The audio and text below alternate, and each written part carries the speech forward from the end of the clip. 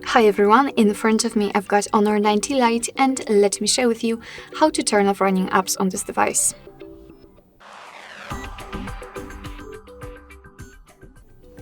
So all we have to do is to enter the recents, and depending on what kind of navigation type you've got set, you can do it differently. If you've got the 3 buttons navigation, simply tap on the button with a square icon, and if you've got the gestures, just swipe your finger from the button to the center of your device, just like that, and after releasing, you will enter the recents. Here we've got all previously opened tabs. If you want to, you can close, for example, only one of them, simply find it and swipe it up just like that. But if you want to close all, just tap on this trash bin icon.